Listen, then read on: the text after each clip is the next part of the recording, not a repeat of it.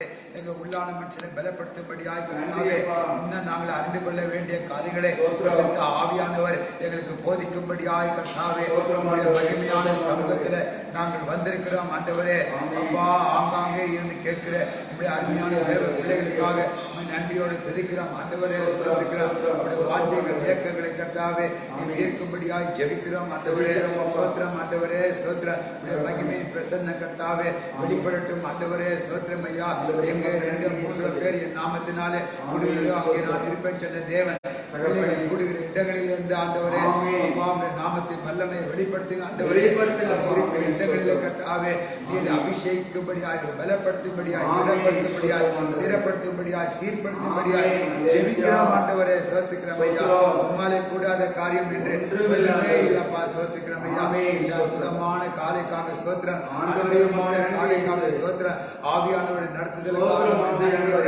துதிக்கிறோம். ஆண்டவரே சோத்திக்கிறோம் ஐயா, எங்கள் பலவீனங்களிலே அப்பா உடைய பலன் பூர்ணமாய் விளங்குவதற்காக ஸ்தோத்திக்கிறோம் ஐயா. அப்பா ஸ்தோத்திரம், கிருபைகளுக்கு எப்பொழுதும் போதுமானதாய் இருக்கிறபடியாலும் துதிக்கிறோம், ஸ்தோத்திக்கிறோம். இந்த நாளிலும் கர்த்தாவே நாங்கள் ஏறெடுக்கிற ஒவ்வொரு பகுதியிலும் கர்த்தாவே அப்பா உடைய பலத்த கரமில் நாங்கள் வழிநடத்த வேண்டுமாய் கேட்கிறோம். ஆவியான வெளிப்படி வீராக ஆண்டவரே மனுஷீகம் மறையட்டும், நீங்கள் பெருகவும் நாங்கள் சிறுகவும் எங்களை ஒப்புக் கொடுக்கிறோம். ஆண்டவரே உடைய அன்பின் கரத்தில் வழிநடத்தும்படியாய் அர்ப்பணிக்கிறோம். இயேசு கிறிஸ்துவின் நாமத்தை கேட்டுக்கொள்கிறோம் பிதாவே. ஆமென், ஆமென். ஆண்டவர் ரட்சகரமாக இயேசு கிறிஸ்துவின் நாமத்தினாலே மீண்டும் ஒரு விஷயங்களே இந்த காணொலியின் மூலியமாய் காண்பதிலே மிகுந்த மகிழ்ச்சி அடைகிறேன். நாம் இருக்கிற இடங்களிலே கர்த்தரை பயத்தோடு பக்தியோடு தொழுது கொள்வோமாக. நாம் வீட்டிலே இருக்கிறோம் என்று சொல்லி கர்த்தருக்கு கொடுக்க வேண்டிய கனத்தையும் மகிமையும் நாம் அலட்சியப்படுத்தாதபடிக்கு நம்முடைய ஆண்டவர் பட்சிக்கிற தேவனாக இருக்கிறார், பரிசுத்த தேவனாக இருக்கிறார். தூதர்களும் தூத கூட்டங்களும் சேனைகளும் அவருக்கு பயந்து நடுங்குகிறது, அண்ட சராசரமும் அவருக்கு பயந்து நடுங்குகிறது என்பதை அறிந்து தேவ பிள்ளைகளாக இருக்கிற நாம் அவருடைய சமூகத்துக்கு கொடுக்க வேண்டிய கனத்தை கொடுத்து இந்த ஆராதனை பகிர்வோம். வேத புஸ்தகத்தை உங்கள் பக்கத்தில் வைத்துக் கொள்ளுங்கள். கூடுமானால் உங்கள் பாடல் புஸ்தகத்தை வைத்துக் கொள்ளுங்கள். நிறைய பாடல் பாடாவிட்டாலும் பாடுகிற பாட்டை நீங்களும் சேர்ந்து எங்களோடு பாடி ஆண்டவருக்குள்ளே மகிழ்ச்சியா இருங்க. கர்த்தருக்குள் பலப்படுங்க. கர்த்தர் ஆவியோடும் உண்மையோடும் தொழில் கொள்ளுங்க. கர்த்தர் இந்த ஆராதனை நமக்கு ஆசீர்வாதத்தை தருவாராக. இப்பொழுது முதலாவதாக அப்பாவும் கிருபை பார்த்து அப்பாவும் கிருபைகளாய் என்னை காத்துக் கொண்டீரே என்ற பாடலை பாடுவோம். அப்பா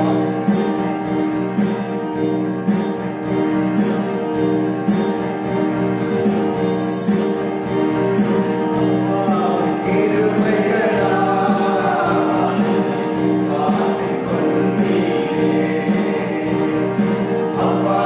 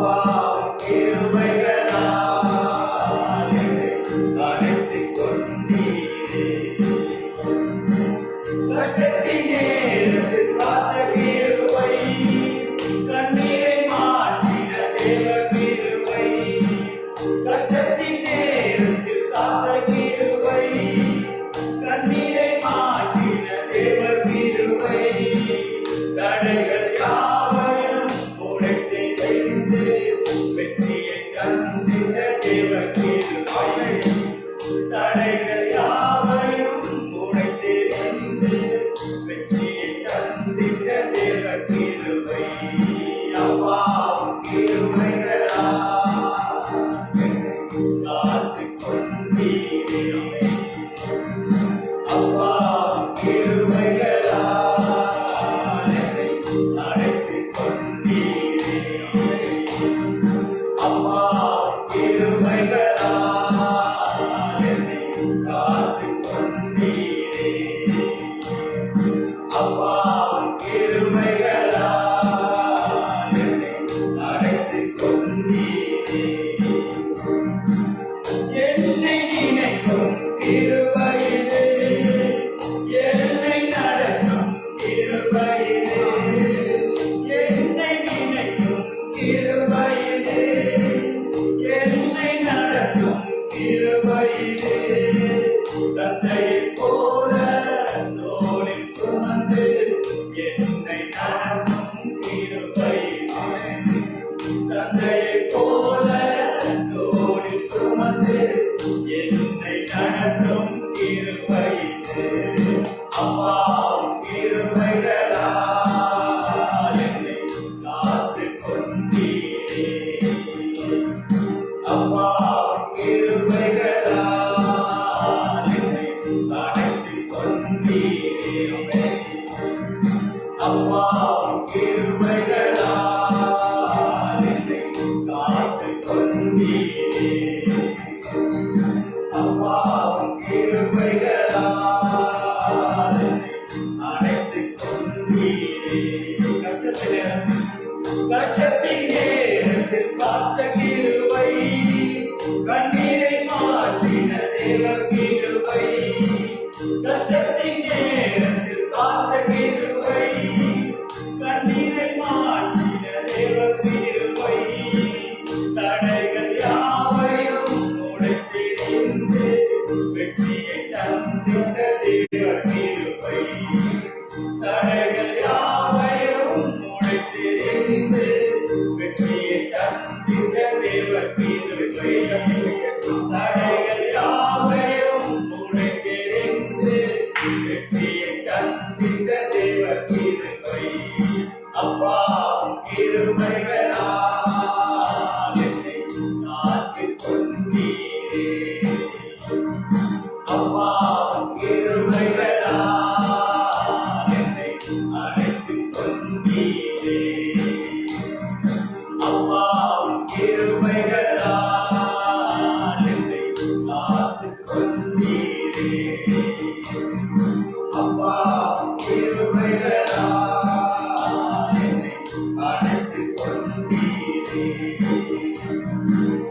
என்னை நடக்கும் கிருபையிலே என்னை நினைக்கும் கிருபையிலே என்னை நினைக்கும் கிருபையிலே என்னை நடக்கும் கிருபையிலே தந்தையைப் போல தோளில் சுமந்து என்னை நடக்கும் கிருபையிலே தந்தையைப் போல தோளில் சுமந்து என்னை நடத்தும் கிருபையிலே அப்பா கிருபைகளா என்னை காத்து கொண்டீரே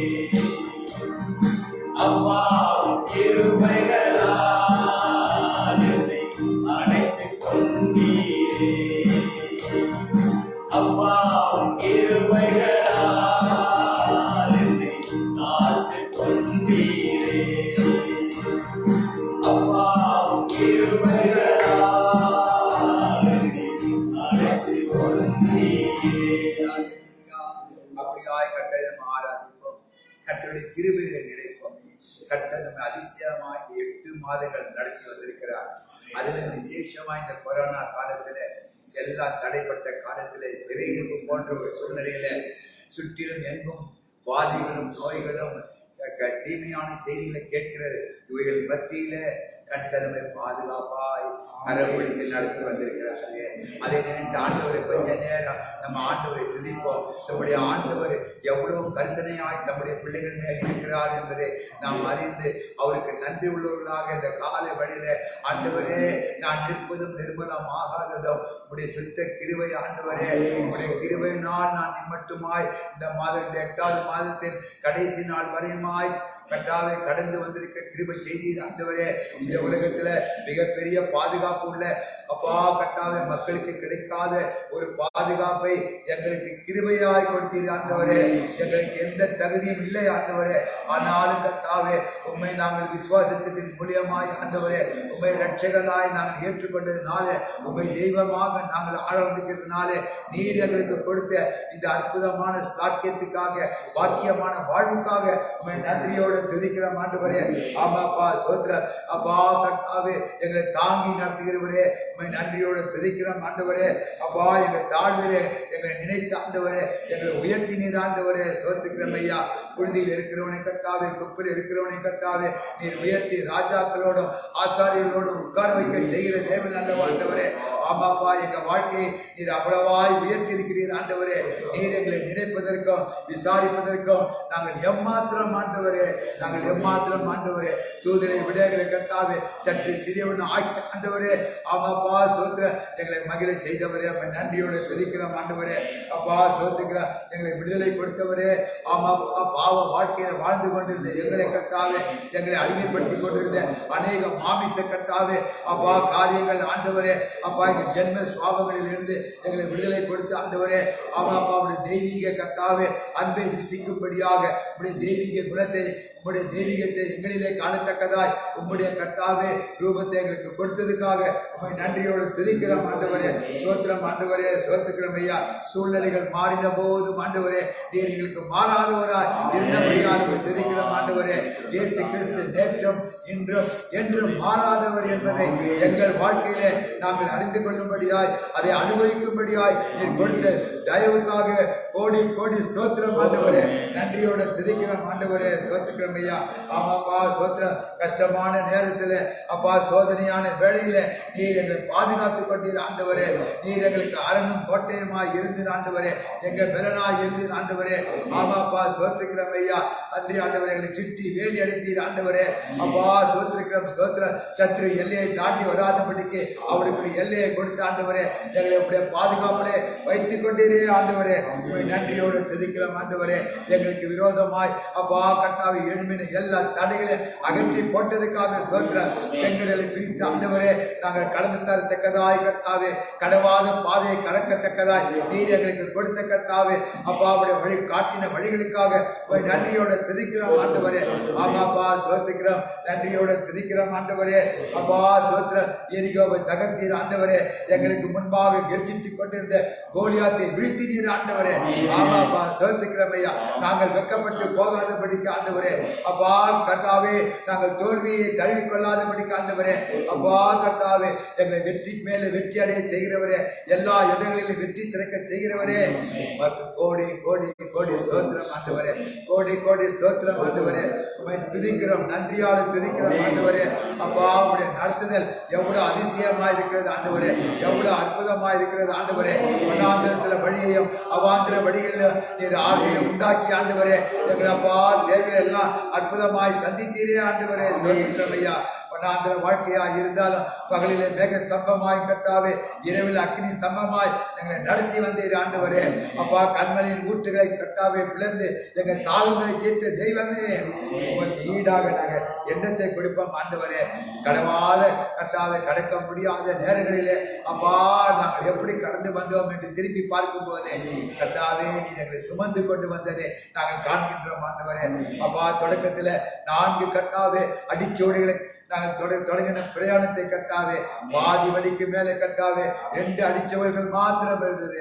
கர்த்தர்களை விட்டு விட்டாரோ என்று நினைக்கும் பொழுது நீர் சொன்னீர் ஆண்டவர், நான் விடவில்லை, உன்னை சுமந்து கொண்டேன், கழுவி சுமப்பது போல தன் பிள்ளைகளை பெற்று சுமப்பது போல உங்களை சுமந்து கொண்டு வந்தேன் என்று சொல்லி ஆண்டவரே அந்த 2 அடிச்சவர்களும் உங்களை அந்த கடவுள் முடியாத பாதையில நீர் எங்களுக்காக நடந்து எங்களை சுமந்து கொண்டு வந்தீர் ஆண்டவரே. உமக்கு நன்றி செலுத்துகிறோம், உமக்கு நன்றி செலுத்துகிறோம் ஆண்டவரே. உண்மை போல ஒரு தெய்வன் இல்லை ஆண்டவரே. சொல்லுகிறோம் உண்மை அன்பை கர்த்தாவே அப்பா ருசிப்பதற்கு அப்பா கர்த்தாவே காலங்களும் நேரங்களும் போதாத ஆண்டவரே. அதை விவரிப்பதற்கு கர்த்தாவே எங்களிடத்துல வார்த்தைகள் இல்லை ஆண்டவரே. சொல்லுகிறோம் ஐயா அப்பா உங்களுடைய அன்பு பெரிது ஆண்டவரே, உங்களுடைய இரக்கம் பெரிது ஆண்டவரே, உங்களுடைய தயவு பெரிது ஆண்டவரே. இயேசுவே உங்களுடைய கிருபை பெரிதாண்டவரே. சொல்லுகிறோம் ஐயா தகுதி இல்லாத எங்களுக்கு ஆண்டவரே உங்களுடைய கிருபையை கொடுத்தீர் ஆண்டவரே. அப்பா இத்தனை காரியத்திற்கு நாங்கள் எந்த அளவில் தகுதி ஆண்டவரே, ஒரு வழியிலும் தகுதி இல்லப்பா. ரட்சகராக நாங்கள் ஏற்றுக்கொண்டது நிமித்தம் நீர் எங்களை பிள்ளையாய் அங்கீகரித்தது மூலியமாய் கர்த்தாவே எங்களுக்கு கொடுத்த இப்படிப்பட்ட பாக்கியமான வாழ்க்கைக்காக நன்றியோடு துதிக்கிறோம் ஆண்டவரே. எங்களுக்கு முன்பாக இருக்கிற எதிர்காலத்தை உங்களுடைய கருத்துல வைக்கிறோம் ஆண்டவரே. விசேஷமா இந்த 9வது மாதத்தையும் உங்களுடைய கருத்துல ஒப்புக் கொடுக்கிறோம் ஆண்டவரே. எங்களை மட்டும் நடத்தினவர் இனியும் நடத்த வல்லவர் என்று நாங்கள் விசுவாசிக்கிறோம் ஆண்டவரே. நாங்கள் உண்மை விசுவாசிக்கிறோம். விசுவாசத்தினால நீதிமான் பிழைப்பான் சொன்னபடி ஆண்டவரே உங்களுடைய கர்த்தாவே ரத்தத்தினால நாங்கள் நீதிமானாக்கப்பட்டதுக்காக உண்மை நன்றியோடு துதிக்கிறோம் அப்பா. உண்மையில் வைத்த விசுவாசத்தினாலே நாங்கள் பிழைக்க போறதுக்காக ஸ்தோத்திரிக்கிறோம் ஐயா. நன்றியோடு துதிக்கிறோம் ஆண்டவரே, நன்றியோடு துதிக்கிறோம் ஆண்டவரே. எங்க குடும்பங்களை ஒப்பு கொடுக்கிறோம் ஆண்டவரே. எங்களுக்கு உண்டான எல்லாவற்றையும் கருத்துல ஒப்பு கொடுக்கிறோம், பலத்த கருத்துல ஒப்பு கொடுக்கிறோம் ஆண்டவரே. ஒருவர் பறிக்க முடியாத கருத்துல எல்லாவற்றையும் அர்ப்பணிக்கிறோம் ஆண்டவரே. எங்க ஊழியத்தை அர்ப்பணிக்கிறோம் ஆண்டவரே. அப்பா நீங்க தொடர்ந்து எங்களை வழி நடத்துங்க ஆண்டவரே. எங்களுக்கு ஆலோசனை கொடுங்க ஆண்டவரே. ஆபாப்பா உடைய ஆலோசனை தேவை ஆண்டவரே. உடைய கர்த்தாவே பல விதமான ஆலோசனைகளை கொடுத்து ஆண்டவரே அப்பா நாங்கள் நடக்க வேண்டிய வழிகளை எங்களுக்கு காட்டுவதற்காக ஸ்தோத்திரிக்கிறோம் ஐயா. உடைய மெல்லிய சத்தத்தை கேட்கத்தக்கதாய் கர்த்தாவே அப்பா எங்கள் காதுகளை விருத்த சேதனம் பண்ணபடியாய் கர்த்தாவே ஜெபிக்கிறோம் ஆண்டவரே. எங்க அப்பொழுது கர்த்தாவே நாங்கள் உமக்கு முன்பாக இருந்து ஆண்டவரே இரவும் பகலும் உங்களை துதிக்கிறவர்களாய் அப்பா கர்த்தருக்குள்ளே மகிழ்கிறவர்களாய் கர்த்தரிலே பலப்படக்கூடியவர்களாய் எங்களை மாற்றுங்க ஆண்டவரே, மாற்றுங்க ஆண்டவரே. சொல்ற எங்க தேசத்துக்காக ஜெபிக்கிறோம் ஆண்டவரே. எங்க தேசத்துக்கு கர்த்தாவே நீ சுபிட்சத்தை அழிக்க வேண்டும் ஆண்டவரே. ஏசப்பா சோத்துக்கிறோம் ஐயா. எங்களை தாழ்த்துகிறோம் ஆண்டவரே, எங்களை தாழ்த்துகிறோம் ஆண்டவரே. எங்களை ஆளுகிற மக்களுக்காக ஜெபிக்கிறோம் ஆண்டவரே, தலைவர்களுக்காக ஜெபிக்கிறோம் ஆண்டவரே, அதிகாரிகளுக்காக ஜெபிக்கிறோம் ஆண்டவரே. நல்ல ஆலோசனைகளை கொடுத்த ஆண்டவரே அப்பா தேசத்தை கர்த்தாவே நடத்த வேண்டிய வழியில் நடத்த கிருபையை பாராட்டும்படியாய் ஜெபிக்கிறோம் ஆண்டவரே. இந்த தேசத்துல காணப்படுகிற இந்த கொள்ளை நோயை கர்த்தாவே அகற்றும்படியாய் ஒரு விசைக்குடமை நோக்கி பார்க்கிறோம் ஆண்டவரே. அற்புதமாய் மட்டுமாய் உடைய அநேக பிள்ளைகளை பாதுகாத்துக் கொண்டீர் ஆண்டவரே. ஆமாப்பா உடைய சித்தம் இல்லாமல் ஒன்று கர்த்தாவே ஒருவருடைய வாழ்க்கையில் நடப்பதில்லை என்பதை நாங்கள் அறிந்திருக்கிறோம் ஆண்டவரே. அப்பா ஸ்தோத்திரிக்கிறோம், நன்றியோடு துதிக்கிறோம். ஊழியர்களை மட்டுமாய் பாதுகாத்ததுக்காக ஸ்தோத்திரம், விசுவாசிகளை பாதுகாத்ததுக்காக ஸ்தோத்திரிக்கிறோம் ஐயா. இதை எல்லா சூழ்நிலையிலும் விசுவாசிகளின் தேவைகளை சந்தித்து கர்த்தாவே அவர்கள் மூலியமாய் கர்த்தாவே சபையை தொடர்ந்து நடத்தத்தக்கதாய் அவர்கள் கர்த்தாவே கரத்தினால கொடுத்த ஆசீர்வாதங்களை நீர் ஆசீர்வதிப்பீராக ஆண்டவரே. அப்பா சோத்திரம் ஐயா சோத்திர அமைக்கி குலுக்கி கொடுப்பீராக ஆண்டவரே. அப்பா சோத்திரம் மீதம் எடுக்கும்படியாய் துணிக்கைகளை கொடுப்பீராக ஆண்டவரே. எல்லாவற்றுக்கும் மேலாக நாளுக்கு நாங்கள் நம்ம பரிசுத்தம் அடைய எங்களுக்கு இந்த நாட்களிலே விசேஷித்த பரிசுத்த ஆவியானுடைய வெளிப்படுத்தலை தாரும் ஆண்டவரே. நாங்கள் தன்மையில கர்த்தரோடு தியானிக்கும் பொழுது ஆண்டவரே தன்மையினோடு ஆண்டவரோடு இடைப்படும் போது அப்பா நம்முடைய வேதத்தின் ரகசியங்களை எங்களுக்கு கற்றுக் கொடுங்க ஆண்டவரே. ஒவ்வொரு தேவ பிள்ளைகளுக்கு கற்றுக் கொடுங்க. எப்படியாவது நம்முடைய அதி சீக்கிரத்தில் இருக்கிற வருகையிலே நாங்கள் காணப்பட சபைகள் காணப்பட எங்களுக்கு உதவி செய்யும் ஆண்டவரே, உதவி செய்யும் ஆண்டவரே. எங்க நோக்கமெல்லாம் கர்த்தாவே உங்களுடைய ராஜ்யம் அது சீக்கிரத்தில் இங்கே ஸ்தாபிக்கப்பட போறதுக்காக ஸ்தோத்திரிக்கிறோம் ஐயா. சித்தம் பரலோகத்தில் நடப்பதை போல இங்கே நடக்க போறதுக்காக ஸ்தோத்திரிக்கிறோம் ஐயா. உங்களுடைய நாமம் எல்லாவற்றுக்கும் மேலாக பரிசுத்தப்பட போறதுக்காக ஸ்தோத்திரம் கருத்தில் எங்களை அர்ப்பணிக்கிறோம். ஆசீர்வதியம் இயேசு கிறிஸ்துவின் நாமத்தில் கேட்டுக்கொள்கிறோம் பிதாவே. ஆமென் ஆமென் ஆமென் ஆமென். கர்த்தருடைய நாமம் மகிமைப்படுவதாக. கடந்த சில வாரங்களாக நாம் எலியாவின் வாழ்க்கையை குறித்து படித்துக் கொண்டிருக்கிறோம். 1 ராஜாக்களின் புஸ்தகம் 17ஆம் அதிகாரத்தில் 1ஆம் வசனத்தையும் 2ஆம் வசனத்தையும் நாம் ஏற்கனவே தியானித்து விட்டோம். 1ஆம் வசனத்தில் எலியா எப்படிப்பட்ட பின்னணியில் இருந்தான் என்று பார்க்கிறோம். ஆண்டவர் ஒருவனை உபயோகப்படுத்துவதற்கு அவனுக்கு எந்த விதமான பின்னணியும் அவனுக்கு எந்த விதமான பக்க பலமும் தேவையில்லை என்பதை நாம் எலியாவின் வாழ்க்கையிலிருந்து கற்றுக்கொண்டோம். ஒரு மனுஷன் கர்த்தருக்கு முன்பாக நிற்பானானால், கர்த்தருடைய நாமத்தை குறித்து வைராக்கியம் உள்ளவனாக இருப்பானால், அவனை ராஜாக்களுக்கு முன்பாக நிற்க வைக்கத்தக்கதாய், தேசத்துக்கு வழிகாட்டத்தக்கதாய், ஜனங்களை கர்த்தருக்கு முன்பாக திருப்பத்தக்கதான வல்லமைகளை கொடுத்து நீர் அப்படிப்பட்ட மனுஷர்களை உயர்த்துகிறீர் என்பதை எலியாவின் வாழ்க்கையிலிருந்து பார்க்கிறோம். அது மாத்திரமல்ல, விசேஷித்த அதிகாரத்தை கொடுத்து வானத்தை கட்டவும் வானத்தை கட்ட அவிழ்க்கவும் அப்படிப்பட்ட மக்களுக்கு நீர் பலத்தை கொடுக்கிறீர் என்பதையும் நாங்கள் பார்த்தோம் ஆண்டவரே. அது மாத்திரமல்ல, அப்படிப்பட்ட மக்கள் தங்களுடைய ஊழியர்களை செய்து முடித்த பிறகு அதற்கு அடுத்து என்ன செய்ய வேண்டும் என்ற கட்டளையை கொடுத்து அன்றாடம் நீர் வழி நடத்துகிறீர், ஒவ்வொரு சூழ்நிலையிலும் வழி நடத்துகிறீர் என்பதை நாங்கள் தியானித்தோம் ஆண்டவரே. அப்படியே நாங்களும் கர்த்தாவே எங்களுக்கு கொடுக்கப்பட்ட கடமைகள் கொடுக்கப்பட்ட கர்த்தாவே அப்பா பொறுப்புகளை நாங்கள் செய்து முடித்த பிறகு நாங்கள் சுயமாய் எதையும் செய்யாதபடிக்கு கர்த்தருக்கு காத்திருந்து கர்த்தருடைய சத்தத்தை கேட்டு நாளுக்கு நாள் கர்த்தாவே ஒவ்வொரு நாளும் உம்முடைய நடிச்சுவட்டில் நடக்க, உம்முடைய நடத்துதல நடக்க எங்களுக்கு கற்றுக் கொடுக்கிறதுக்காக ஸ்தோத்திரம் ஐயா. விசேஷமாய் எலியாவின் வாழ்க்கையிலே நாங்கள் கடந்த வாழ்க்கையில பார்த்தோம். ராஜாவுக்கு முன்பாக நின்ற பிறகு அவன் அடுத்து என்ன செய்ய வேண்டும் என்பதை தானாக அவன் முடிவெடுக்காதபடிக்கு 3ஆம் வசனம் சொல்கிறது, நீ இவ்விடத்தை விட்டு கீழ் திசையை நோக்கி போய் யோர்தானுக்கு நேராயிருக்கிற கேரி தாற்றண்டலிலே ஒழிந்து கொண்டிரு என்று ஒரு கட்டளை கொடுக்கிறதை நாங்கள் பார்க்கிறோம். 1 ராஜாக்களின் புஸ்தகம் 17ஆம் அதிகாரம் 3ஆம் வசனம் இப்படியாய் சொல்லப்படுகிறது பார்க்கிறோம். ஆண்டவர் ராஜாவுக்கு முன்பாக சொல்லப்பட்டதை சொல்லிவிட்டு, தேசத்துக்கு கொடுக்க வேண்டிய எச்சரிப்பை சொல்லிவிட்டு, பாகாலுக்கு முன்பாக அவர்கள் ஆராதிக்கிற தேவனை அவருக்கு சக்தியற்றவர் என்பதை அவர்களுக்கு முன்பாக அறிவித்து விட்டு அவன் சுயமாய் மேற்கொண்டு செய்யாதபடிக்கு கர்த்தருடைய வார்த்தைக்கு காத்திருந்தான் என்பதை பின்பு என்று சொல்லக்கூடிய வார்த்தையிலிருந்து நாம் தியானித்ததை பார்க்கிறோம். இன்று தொடர்ந்து பின்பு என்று சொன்ன பிறகு அவன் கர்த்தருடைய வார்த்தை அவனுக்கு உண்டாயிற்று என்று பார்த்தோம். இதன் மூலியமாக எலியாவுக்கு கர்த்தருடைய வார்த்தை கேட்கக்கூடிய காதுகள் இருந்தது என்று பார்க்கிறோம். அதற்கு காரணம் அவன் இந்த உலகத்தோடு ஐக்கியப்பட்டிருந்தாமல் உலகத்தின் சத்தங்களை தன்னுடைய காதுகளில் கேட்காதபடிக்கு அவருடைய விசேஷித்த காதுகள் எப்பொழுதும் எவ்வளவு சத்தத்திற்கு மத்தியிலும் எவ்வளவு கூக்குரல் மத்தியிலும் தேவனுடைய சத்தத்தை, மெல்லிய சத்தத்தை கேட்பதற்கு அவன் ஆயத்தமாய் இருந்தான் என்று பார்க்கிறோம். அதன் மூலியமாக கர்த்தர் அவனுக்கு மேற்கொண்டு தான் செய்ய வேண்டிய காரியங்களை அவனுக்கு வெளிப்படுத்தினார். அவனை போய் யோர்தானுக்கு நேராயிருக்கிற கேரித் ஆற்றங்கரையிலே ஒழிந்தீர் என்று சொல்லியிருக்கிறதை பார்த்தோம். கேரித் என்று சொல்லும் பொழுது என்ன என்று பார்த்தோம்.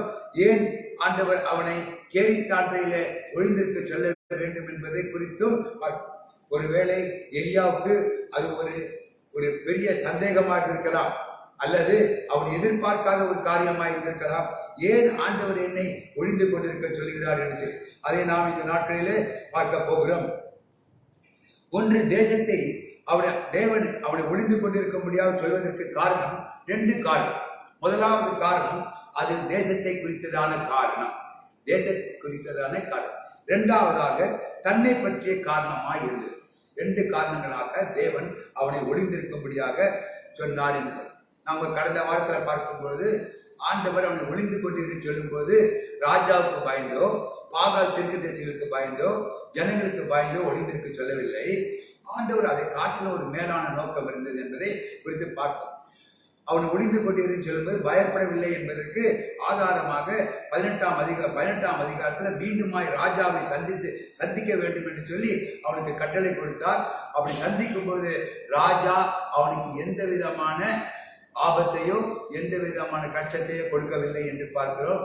மாறாக அவனுடைய வார்த்தைக்கு செவி கொடுத்தான் என்று பார்க்கிறோம். பிரியமான தேவனுடைய பிள்ளைகளே, ஆண்டவர் நடத்துதல் எப்பொழுதும் ஒரு அற்புதமாக அதிசயமாக இருக்கும். முதலாவது பார்க்கிறோம், இங்கே ஒரு தேசம் அவர் இங்கே சொல்லக்கூடிய ஒழிந்து கொண்டு சொல்லும் பொழுது தேசத்தை குறித்து ஒரு தீர்ப்பு. என்ன தீர்ப்பு என்று சொன்னால், எதற்காக தேசத்தை குறித்து சொல்லும்போது இது தேசத்தின் மேலே கொடுக்கப்பட்ட ஒரு நியாய தீர்ப்பு. ஜனங்கள் கர்த்தரை மறந்து மெய்யான தேவனை மறந்து இஸ்ரவேல் ஜனங்கள் தங்களை நடத்தி வந்த தேவனை மறந்து பாகாலுக்கு சேவை செய்ய ஆரம்பிக்கும் பொழுது கர்த்தர் தம்முடைய தீர்க்கதரிசிகளை அவர்கள் நடுவிலிருந்து அகற்றுகிறார். தீர்க்கதரிசிகளை அந்த நாட்களில் அகற்றுகிறார் என்று சொல்லும் போது கர்த்தருடைய வார்த்தையை அவர்களிடத்திலிருந்து அல்லது கர்த்தருடைய நடத்துதல், கர்த்தருடைய கைடன்ஸ் அவருக்கு இல்லாமல் போகும்படியாக அவனை நடத்தும்படியாக தேசத்துக்காக அவனை ஒளிந்து கொண்டிருக்கும்படியாக சொல்லுகிற ஒரு காரியத்தை பார்க்கிறோம். எப்பொழுது அவர்கள் ஆண்டவரை தேட வேண்டும் என்று நினைக்கிறார்களோ அப்பொழுது மீண்டுமாய் ஆண்டவர் தீர்க்கதரிசியை தேசத்தில் வைப்பார். நாம் பார்த்து எப்பொழுதெல்லாம் ஆண்டவர் தம்முடைய தீர்க்கதரிசிகளுக்கும் தம்முடைய வார்த்தைகளுக்கும் அவர்கள் கடன் கொடுக்காத போது கர்த்தர் தம்முடைய வார்த்தையை விலக்கிக் கொள்கிறார். காரணம் என்னவென்று கேட்டால் கர்த்தருடைய வார்த்தை மிக வெளியேறப்பட்டது. அதற்கு அந்த ஆலோசனைக்கு நாம் செவி கொடுக்க வேண்டும். அப்படி நாம் செவி கொடுக்காத பட்சத்தில் கர்த்தருடைய வார்த்தை நம்மை விட்டு விலகி போகும். அதன் மூலியமாய் கர்த்தருடைய நடத்துதல் இல்லாமல் மனுஷர்கள் குழம்பி தாறுமாறுவாக நடந்து கொள்வார்கள் என்று பார்க்கிறோம்.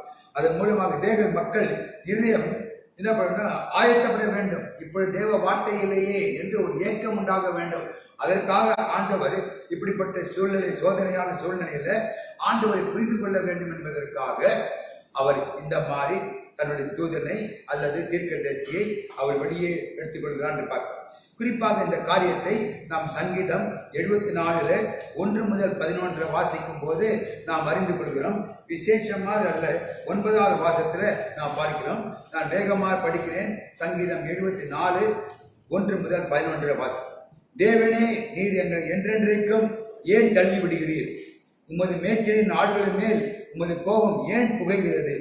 நீர் பூர்வ காலத்தில் சம்பாதித்த உமது சபையும் நீர் மீட்டுக் கொண்ட உமது சுதந்திரமான கோத்திரத்தையும் நீர் வாசமாயிருக்கிற சீயோன் பர்வதத்தையும் நினைத்தருளும்.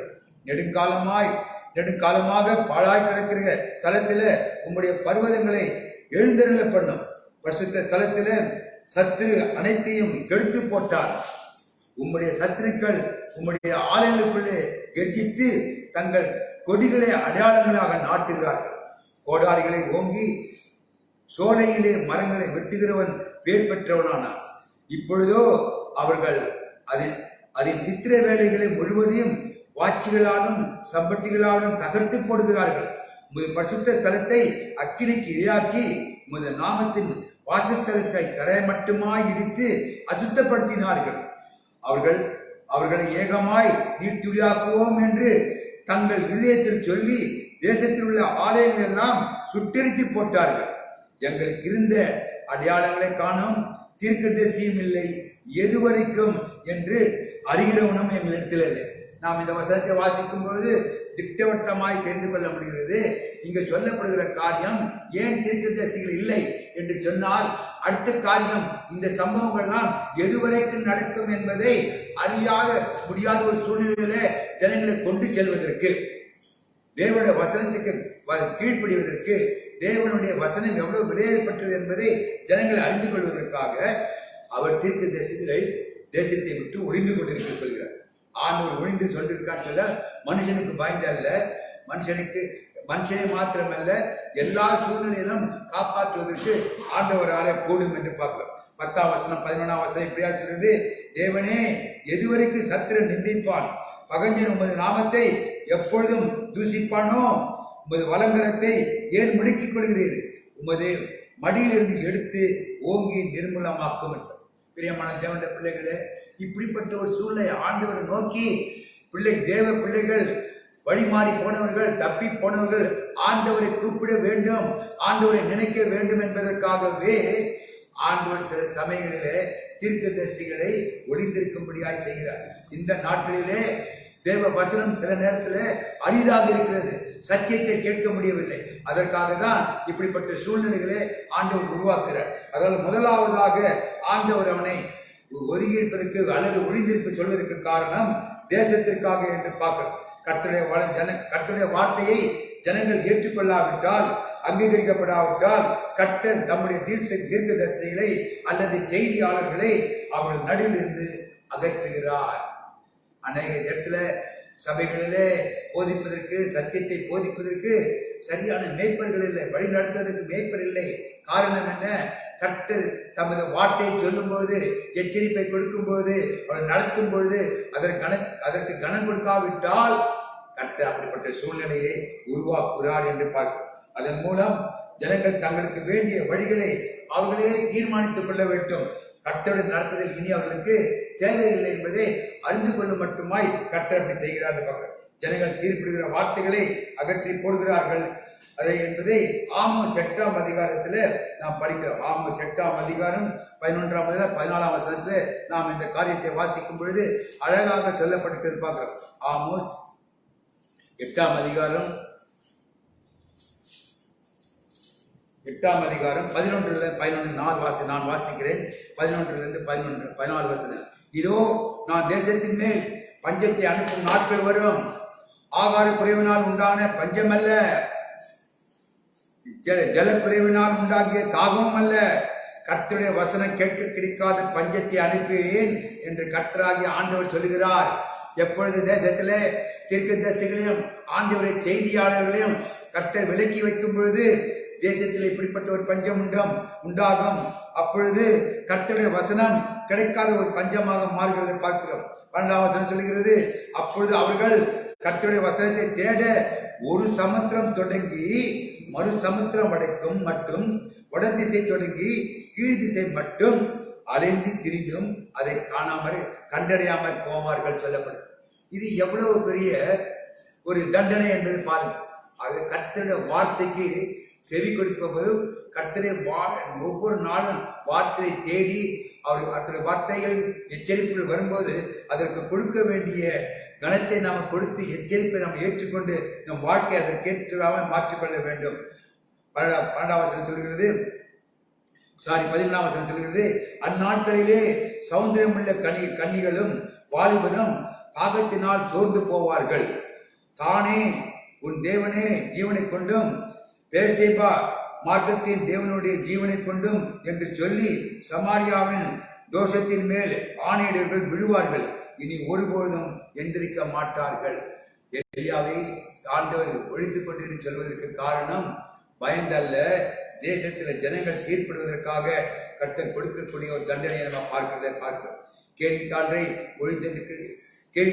கேள்வித்தாற்றலில் ஒழிந்திருப்பதனால் எலியாவுக்கு என்ன நன்மை என்று கேட்டால், அவனுக்கு இரண்டாவதாக ஆண்டவர் அவனுக்காக ஒழிந்திருக்க சொல்கிறார்.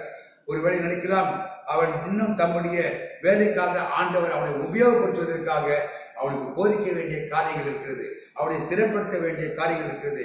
வரப்போற சோதனையில அவனை தகுதி உள்ளவனாய் மாற்றும்படியாக தனிமையிலே தேவன் அவனை உண்டாக்கும்படியாக கேலித்தாற்றங்களிலே ஒழிந்திருக்க செய்கிறார். நன்றாய் புரிந்து கொள்ளுங்கள். முதலாவது தேசத்திற்காக சொல்லும்போது ஜனங்கள் சீர்படுகிற வரைக்கும் ஆண்டவருடைய சத்தத்தை கேட்பதில்லை, தீர்க்கதரிசியின் வார்த்தைகளை கேட்பதில்லை. இரண்டாவதாக தீர்க்கதரிசி ஆண்டவரால் உபயோகப்படுத்துகிற ஒரு மனுஷன் மென்மேலும் கர்த்தருக்குள்ளாக பலப்படும்படியாக, மென்மேலும் கர்த்தருடைய கைடன்ஸ் நடத்துதலை அறிந்து கொள்ளும்படியாக, அவன் வரப்போற சோதனையில ஸ்திரமாய் நிற்பதற்காக அவன் கேள்வித்தாற்றங்களிலே ஆவிக்குரிய பரிசுத்தனையிலே வளர்ச்சி பெற அது ஒரு இடமாக இருந்தது என்று பார்க்கிறோம். ஆண்டவர் ஒவ்வொரு விசுவாசையும் அப்படியே தனிமையில் இருக்க வேண்டும் என்று விரும்புகிறார். தேவ பிள்ளைகள் தனிமையிலே தங்கள் நேரத்தை செலவிட வேண்டியதாக இருக்கிறது. நமக்கு கிடைக்கக்கூடிய நேரங்கள் அரிதான நேரங்கள். நாம் அதை வீணாக செலவழிக்க கூடாது. அதை எப்பொழுதெல்லாம் கர்த்தர் நமக்கு நேரங்களை கொடுக்கிறாரோ அப்பொழுதெல்லாம் எலியாவை போல தேவனோடு உறவாடக்கூடிய ஒரு தனிமையான நேரத்தை நாம் கண்டுபிடித்துக் கொள்ள வேண்டும். சமுதாயத்தை விட்டு சத்தங்கள், குடும்பங்கள், சபைகள் போன்ற இவர்களை விட்டு தனிமையிலே இருக்க கற்றுக்கொள்ள வேண்டும். தனிமையிலே தேவனோடு உறவாடி அவருடைய ரகசியங்களை கற்றுக்கொள்ள வேண்டும். அப்பொழுது தேவனுடைய நடத்துதலின் சத்தத்தை கேட்க முடியும். அநேகர் சொல்லுவாங்க, ஆண்டவர் சத்தம் என்கிட்ட பேசல. ஆனால் ஆண்டவர் பேசிக் கொண்டிருக்கார். கடந்த வாரம் கூட சொன்னேன், ஆண்டவர் அவருடைய படத்தின் மூலியமாய், சிருஷ்டிகள் மூலியமாய் அவர் இருக்கிறார் என்பதை குறித்து ஒவ்வொன்றும் அதை வெளிப்படுத்திக் கொண்டே இருக்கிறதை பார்க்கிறோம். ஆகவே ஆண்டவருடைய சத்தத்தை நாம் கேட்க வேண்டும் என்று சொன்னால், நம்முடைய உள்ளான மனுஷன் பலப்பட வேண்டும் என்று சொன்னால், ஆவிக்குரிய சோதனை போராட்டத்திலே வெற்றி பெற வேண்டும் என்று சொன்னால், நாம் கர்த்தரோடு தனிமையில் இருக்க கற்றுக்கொள்ள வேண்டும். தனிமையோட கர்த்தரோட வாசம் பண்ண வேண்டும். எலியாவுக்கு இருக்கோ அவர் ஒரு முதல் காரியத்தை செய்து விட்டான். இன்னும் செய்ய வேண்டிய காரியங்கள் அநேகம் உள்ளன. அவைகள் எல்லாவற்றுக்கும் அவன் பலப்பட வேண்டும் என்று பார்க்கிறோம். அதற்காக அவனுக்கு ஒரு தனிமையான இடத்தை கர்த்தர் அவனுக்கு கொடுத்தார் என்று பார்க்கிறோம். உள்ளான மனுஷன் பலப்பட, ஆவிக்குரிய சோதனை போராட்டத்தில் வெற்றி பெற இப்படிப்பட்ட காரியங்கள் உதவி செய்கிறது. நம்முடைய வாழ்க்கையிலும் தேவனால் உபயோகப்படுத்த இதைவிட உற்சாகப்படுத்த நிறைவேற்ற வேறு ஏதாவது இருக்குமான்னு சொன்னால் நிச்சயமாக இருக்காது. ஒவ்வொரு தேவ பிள்ளைகளுக்கும் தனிமையிலே ஆண்டவரோட உறவாட கற்றுக்கொள்ள வேண்டும். நம்முடைய வாழ்க்கையிலும் கூட நாம் அதிகமாய் நேசிக்கிறவங்க நம்ம என்னதான் அவர்களோடு கூட அவர்களுக்காக எதை செய்தாலும் கூட அவர்களோடு தனிமையில உறவாட வேண்டும் என்று விரும்புவார்கள். தகப்பன் தன் பிள்ளையோட உறவாட வேண்டும் என்று நினைப்பார். மனைவி தன் கணவனோட தனிமையில் உறவாட வேண்டும் என்று நினைப்பார்கள். மனவிட்டு பேச வேண்டும் என்று நினைப்பார்கள். நம்ம இப்படிப்பட்ட கூட்டங்களிலே சில நேரத்தில் பேச முடியாது. ஆனால் ஆண்டவரும் தன் பிள்ளையோட ஒவ்வொருவரோடும் கூட தனிமையாய் பேச வேண்டும் நினைக்கிறார். சபைக்கு வரும்போது ஆண்டவர் எல்லோரோடும் கூட சத்தியத்தை பேசுகிறார். ஆனால் ஒவ்வொருவருக்கும் ஒரு திட்டத்தை தனிப்பட்ட முறையில் வைத்திருக்கிறார். அந்த திட்டங்களை நாம் அறிந்து கொள்ள வேண்டும் என்று சொன்னால் ஆண்டவரோடு நாம் தனிமையில உறவாடுவதை கற்றுக்கொள்ள வேண்டும். அப்படி செய்யும் பொழுது நிச்சயமாகவே நாம் அதில் நிச்சயமாக அநேக நன்மைகளை பெற்றுக்கொள்கிறதை பார்க்கிறோம். தேவனை சந்திக்கவும் அவருடைய சத்தியத்தை கேட்கவும் அவர் பிரசனத்திற்காக காத்திருக்க நம்ம வேண்டும். நாம் சபையில காத்திருக்கிறோம், ஆனால் எப்பொழுதும் நாம் சபைக்கு வருவதில்லை. ஆனால் நம்ம அதிகமான நேரம் நம்ம வீடுகளிலே, நம்ம வேலை ஸ்தலங்களிலே, அந்த வியாபார ஸ்தலங்களை செலவழிக்கிறோம். அங்கு அப்படிப்பட்ட நேரங்களிலும் கர்த்தர் நமக்கு சில ஓய்வுகளை கொடுக்கிறார். சில நேரத்தில் நாம் தனித்திருக்கும்படியாய் சூழ்நிலைகளை உருவாக்கி கொடுக்கிறார். அப்படிப்பட்ட நேரத்தில் நம்முடைய நேரங்கள் எப்படி செலவழிக்கிறோம் என்பதை குறித்து நாம் சற்று இந்த நாட்களிலே ஆராய்ந்து பார்க்க வேண்டும். ஆண்டவர் கொடுக்கப்பட்ட நேரத்திலே ஆண்டவரோடு உறவாடுவதற்கு நான் செலவழிக்க முடியுமா? எனக்கென்று குறிப்பிட்ட ஒரு தனி இடத்துக்கு கேரித்துக்கு நாம் போக முடியுமா என்பதை நாம் பார்க்க வேண்டும். அப்படி போகுமானால் மேற்கொண்டு ஆண்டவர் நம்மை நடத்துகிற விதத்தை நாம் அறிந்து கொள்ள முடியும் என்று பார்க்கிறோம். அவருடைய பிரசனத்துக்காக காத்திருக்க வேண்டும். அதற்கு உலகத்தின் எல்லா சந்தடியிலிருந்தும் நாம் விலகி இருக்க வேண்டும். நாம் எப்பொழுதும் எல்லா இடங்களிலும் பற்பல சத்தங்களால் நிறைந்து பலவிதமான சத்தங்கள் நம் காதுகளில் ஒலித்துக் கொண்டே இருக்கிறது. இவைகளின் மத்தியிலே தேவனுடைய வார்த்தை கேட்பது என்பது மிக மிக கடினம். காரணம், நம்முடைய தேவன் இடிமுழக்கங்களை போல கட்டளை கொடுக்கும் போது பேசினாலும் தனிப்பட்ட வாழ்க்கையில பேசும்போது ஒரு மெல்லிய சத்தத்தோடு பேசுகிறார். அதை பின்னால எலியாவோடு பேசும்போதும் அந்த சம்பவத்தை நாம் பார்க்கிறோம். எலியாவோட தேவன் எப்படி பேசினார் என்பதை குறித்து அப்படிப்பட்ட இடத்துக்கு நாம் போகும்போது, நாடி போகும்போது அவரை துதிக்கவும் ஆராதிக்கவும் வேண்டும். அவருடைய வேலை செய்ய ஊழியத்தை நிறைவேற்ற ஆண்டவருடைய வார்த்தைகளின் மூலியமாக, ஜெபத்தின் மூலியமாகவும் தரித்திருக்க வேண்டும். அப்பொழுது ஆண்டவர் நம்மோடு பேசுவார். சங்கீதம் 46:10 இப்படியாய் சொல்கிறது, நீங்கள் அமர்ந்திருந்து நானே தேவன் என்று அறிந்து கொள்ளுங்கள் என்கிறார். இது ஒரு முக்கியமான கட்டளை. நாம் நீங்கள் அமர்ந்திருந்து நானே தேவன் என்று அறிந்து கொண்டு, நானே அமர்ந்து கொண்டு சொல்லும் பொழுது நாம் தனியாய் தரித்திருந்து பார்க்க வேண்டும். நாம் எல்லா சந்தடியும் விட்டுவிட்டு ஒரு முக்கியமான கட்டளை ஆங்கிலத்தில் சொல்லப்பட்டிருக்கிறது, be still and know that I am God. நான் தான் தேவன் என்பதை எப்படி அறிந்து கொள்ள முடியும்?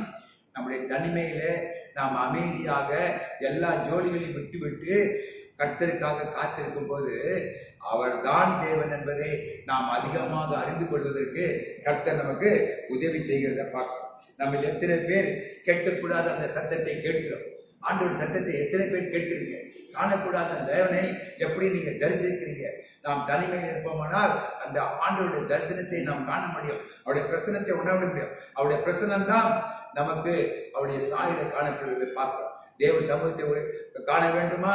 நாம் எப்பொழுதுமே சந்தடியில் இருந்து கொண்டு வீட்டில் டிவி, வீட்டில் சத்தம், கிச்சன் சத்தம், மற்றவர்கள் பேசுகிற மத்தியிலே நாம் எவ்வளவுதான் ஜெபித்தாலும் கூட நமக்கு ஒரு ஆதரவு நாம் ஜெபித்தோம் என்று சொல்லி மாறாக ஒரு தனிமையான இடத்தை தேர்ந்தெடுத்துக் கொள்ள வேண்டும். நமக்கென்று ஒரு ஜெபம் பண்ணக்கூடிய சத்தம் சந்தடிகள் இல்லாம உலகத்திலே வாழ்ந்தாலும் கூட உலகத்தை விட்டு பிரிந்து நம்ம ஜெபிக்கக்கூடிய ஒரு இடத்தை தேர்ந்தெடுத்துக் கொண்டு நம்ம ஆண்டவரோடு உறவாடுவோமானால் அந்த மெல்லிய சத்தத்தை நம்முடைய காதுகள் கேட்கும். அல்லேலூயா.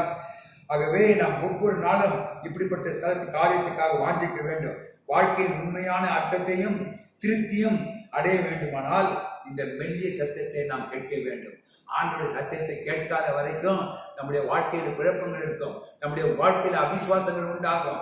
ஏன் கிறிஸ்தவர்களாக இருந்து கொண்டு இன்னும் நம்முடைய வாழ்க்கையில சந்தேகங்களும் குழப்பங்களும் போராட்டங்களும் காணப்படுகிறது என்று கேட்டால், ஆண்டவருடைய மெல்லிய சத்தத்தை கேட்பதற்கு நம்மை நாம் ஆயத்தப்படுத்துவதில்லை, நாம் அதற்கென்று நேரத்தை செலவழிப்பதில்லை என்று பார்க்கிறோம். அதற்காக தனிமையில் நாம் அவரோடு கூட இருப்பதனால ஆண்டவராகிய இயேசு கிறிஸ்து நம்மில் விருத்தி அடைய அல்லது பெருக செய்கிறார். ஆண்டவரோட நம்ம தரித்திருக்கும் போது அவருடைய அன்பை பெருக செய்கிறார், அவருடைய அன்புல பெருக செய்கிறார். நம்ம உள்ளான மனுஷனை பலப்படுத்துகிறத பார்க்கிறோம். அதுக்கு முக்கியமான காரியம் நம்ம ஆண்டவரோடு காத்திருக்க வேண்டும். எந்த இடத்துல நாம் தேவனை தனிமையில தியானிக்கவும் அவருடைய வார்த்தையை உணவாக உட்கொள்ளவும் இருக்கிற இடமே நம்முடைய ஆவிக்குரிய கேலித்து. மீண்டும் சொல்கிறேன், நீங்க எந்த இடத்துல ஆண்டவரோடு தனிமையில தியானிக்கவும் அவருடைய வார்த்தையை உணவாக ஆண்டவர் சொல்ற கேலித்துல அவருடைய போஷிக்கிறேன்னு சொல்ற அந்த தாகத்தை தீர்க்கக்கூடிய ஒரு இடமா இருக்குமானால் அதுதான் கேலித்து. அது உங்க வீட்டுல இருக்குது, உங்க பக்கத்துல இருக்கு. ஒருவேளை உங்க வீட்டுல இருக்க பின்னால தோட்டமா இருக்கலாம். நத்தானியேல் அத்தி மரத்தின் கீழே ஆண்டவரை தியானித்துக் கொண்டிருந்தான் என்று பார்க்கிறோம். அவனுக்கு அந்த இடம் ஒரு கேலித்தாக இருந்தது. பிரியமான தேவனுடைய பிள்ளைகளே, நமக்கு ஒரு கேலித்தை நமக்கு உண்டாக்கி வைத்துக் கொள்ள வேண்டும். அப்படி வைத்துக் கொள்வோமானால் நாம் தேவனுடைய சத்தத்தை கேட்க முடியும். நம்முடைய உள்ளான மனுஷன் பலப்படுவான். ஆவிக்குரிய சத்தத்தை கேட்டு நம்ம தொடர்ந்து நடத்துவதற்கு வேண்டிய கர்த்தருடைய வார்த்தை நமக்கு உண்டாயிருக்கும் என்று பார்க்கிறோம். அந்த இடம்தான் நம்மை உலகத்தை விட்டு பிரிக்கிற இடம் என்று சொல்லப்படுகிறது. ஆவிக்குரிய கேட்ட இந்த இடம் உலகத்திலிருந்து நம்மை பிரிக்கிற இடம் அல்லது துண்டிக்கிற இடமாக என்று பார்க்கிறோம். கேலித்து என்று சொல்லும் போது துண்டிக்கிற இடம் என்று நாம் கடந்த நாட்களில் பார்த்தோம்.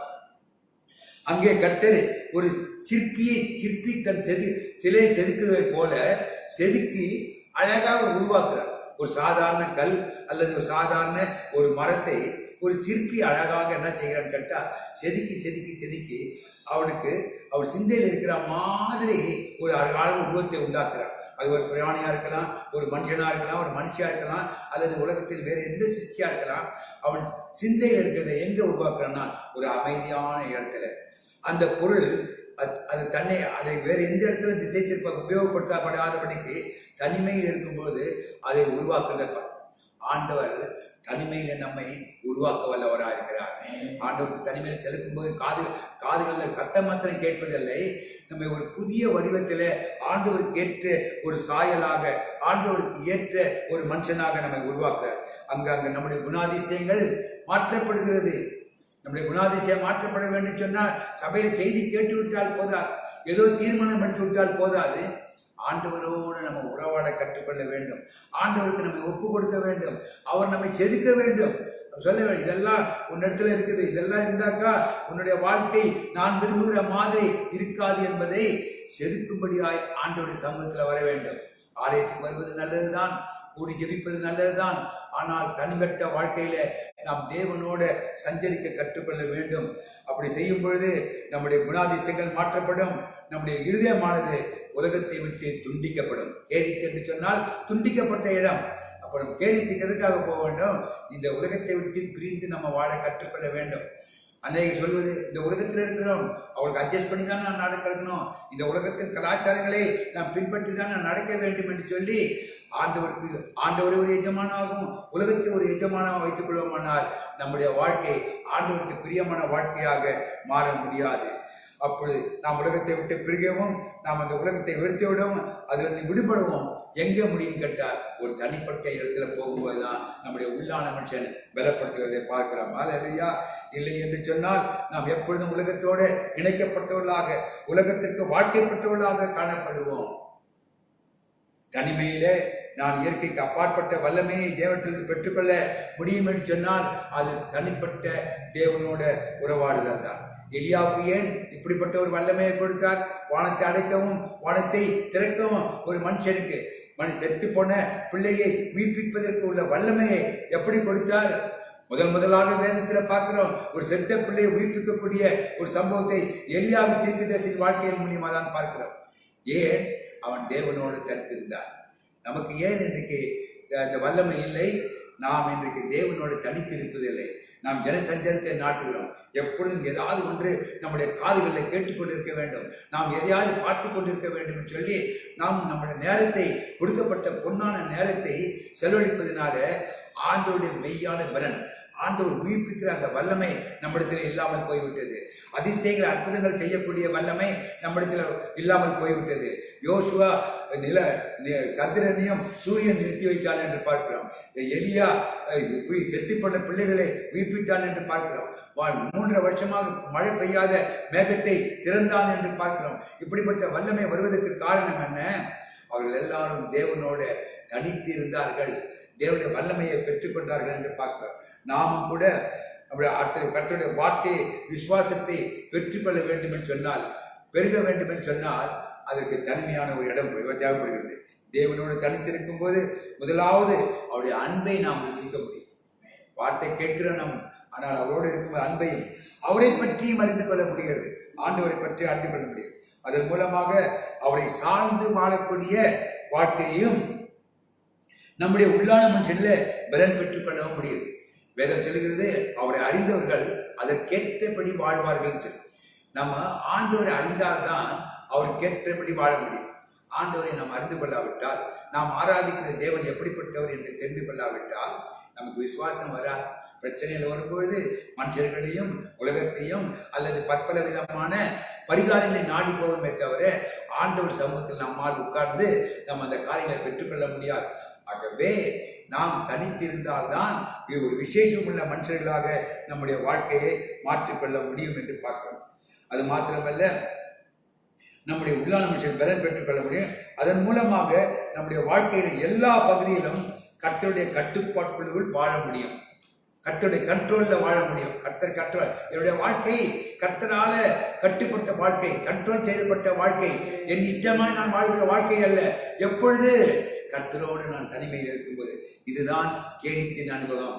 கேரித்தின் அனுபவத்தை நான் வாஞ்சிக்க வேண்டும். ஆண்டவரே, என் வாழ்க்கையில் ஒரு கேரித்தின் அனுபவம் உண்டாக வேண்டும் என்று சொல்லி அது நம்மை அசைத்து நம்ம அசைத்து அதற்கு நேராக கொண்டு போகும். இல்லை என்று சொன்னால் இந்த உலகத்துல எது நம்ம அசைத்து இருக்கிறதோ அதற்கு நாம் முழுமையாக அடிமையாக்கிக் கொள்வோம். நாம் இந்த உலகத்துல இருக்கிறோம், நாம் எதை நாடுகிறோம், தேடுகிறோம், அதுதான் வாழ்க்கையின் முதன்மையாக. இந்த உலகத்துல நீங்க இருக்கும்போது உலகத்துக்குரிய காரியத்தை முதன்மையாக தேடுவீர்களானால் அது உங்க வாழ்க்கையில முக்கியத்துவம் கொடுக்கும். அதற்கு மதிப்பை கொடுப்பீங்க. இந்த உலகத்துல வாழ்ந்தாலும் கர்த்தருக்காக நான் வாழப் போகிறேன், கர்த்தருடைய காரியங்களுக்கு நான் மதிப்பு கொடுப்பேன் என்று வாழ்வோமானால் அந்த காரியம் நம்முடைய வாழ்க்கையில முதன்மையாக இருக்கும் என்று பார்க்கிறோம். 2 கொரிந்தியர் 10ஆம் அதிகாரம் 4ஆம் வசனம் 5ஆம் வசனம் இப்படியாக சொல்கிறது. 2 கொரிந்தியர் 10ஆம் அதிகாரம் 4-5 வசனங்கள். எங்களுடைய பேராயுதங்கள் மாமிசத்துக்கேற்றவர்களாய் இராமல் அரண்களை நிர்மூலமாக்குவதற்கு தேவ பலமுள்ளவர்களாய் இருக்கிறது என்று சொல்லப்படும். 5ஆம் வசனம் சொல்கிறது, அவைகளால் நாங்கள் தர்க்கங்களையும் தேவனை அறிகிற அறிவுக்கு விரோதமாய் எழும்புகிற எல்லா மேட்டிமையும் நிர்மூலமாக்கி எந்த எண்ணத்தையும் கிறிஸ்துவுக்கு கீழ்ப்படிய சிறைப்படுத்துவதாய் இருக்கிறோம். பிரியமான தேவனுடைய பிள்ளைகளே, நம்மை நிர்மூலமாக்குவதற்கு சத்துருக்கள் தேவையில்லை, எண்ணங்கள் போதும். ஆனா அந்த எண்ணங்களை நிர்மூலமாக்க வேண்டும் என்று சொன்னாக்கா நம்ம தேவனுடைய அவருடைய பலத்தை பெற்றுக்கொள்ள வேண்டும், அவருடைய வல்லமை நம்ம பெற்றுக்கொள்ள வேண்டும், அவருடைய ஆலோசனை பெற்றுக்கொள்ள வேண்டும். இங்க பரிசுத்த பவுல் அழகாக சொல்கிறாரு, நாங்கள் தர்க்கங்களையும் தேவனை அறிகிற அறிவுக்கு விரோதமாய் எழும்புகிற எல்லா விதமான மேட்டுமையையும் நிர்மூலமாக்கி. ஆண்டவர் நமக்கு ஆவிக்குரிய ஆயுதங்களை கொடுத்திருக்கிறார். நம்ம கத்தியோ பட்டயத்தையோ வேறெந்த ஆலயத்தை கொண்டு நம்ம போராடுவதற்கு ஆண்டவர் நம்ம அழைக்கவில்லை. மாறாக ஆவிக்குரிய ஆயுதங்களை நமக்கு கொடுத்திருக்கிறார். அப்படிப்பட்ட ஆயுதங்கள் நமக்கு நம்ம எண்ணத்தின் மூலியமாய் நம்மை சிறுமைப்படுத்தும், எண்ணத்தின் மூலியமாய் நம்ம கீழ்ப்படுத்துகிற அவைகளை மேற்கொள்ளத்தக்கதான அல்லது அவைகளை நிர்மூலமத்தக்கதான பலத்தை நமக்கு கொடுக்கிறத பார்க்கலாம். கிறிஸ்துவுக்கு கீழ்ப்படிய அதை எதெல்லாம் நம்மை சிறைப்படுத்தி கொண்டிருக்கிறதோ அவை அந்த சிறையிலிருந்து விடுதலை பெறுவதற்கு கர்த்தர் நமக்கு உதவி செய்கிறார். இதற்காக கர்த்தர் நமக்கு தாளந்துகளை கொடுத்திருக்கிறார். கர்த்தர் நமக்குள்ளே சில தாளந்துகளை கொடுத்திருக்கிறார். அது மாத்திரமல்ல, நேரத்தையும் பொக்கிஷங்களையும் சத்தியத்தையும் நமக்கு கொடுத்திருக்கிறார். நமக்கு நேரம் இல்லை, என்னால செய்ய முடியாது, சொல்ல முடியாது. உலகத்துல அநேக வேலைகளை நாம் மனமும் வந்து செல்கிறோம். நேரம் இல்லாவிட்டாலும் காலையில போய் வாக்கிங் போறோம், எக்ஸசைஸ் செய்கிறோம். நேரம் இல்லாவிட்டாலும் சில முக்கியமான காரியங்கள் அல்லது விசேஷங்களே கலந்து கொள்ள வேண்டும். அவர் எனக்கு முக்கியமானவர், எனக்கு சொந்தக்காரர் சொல்றோம்.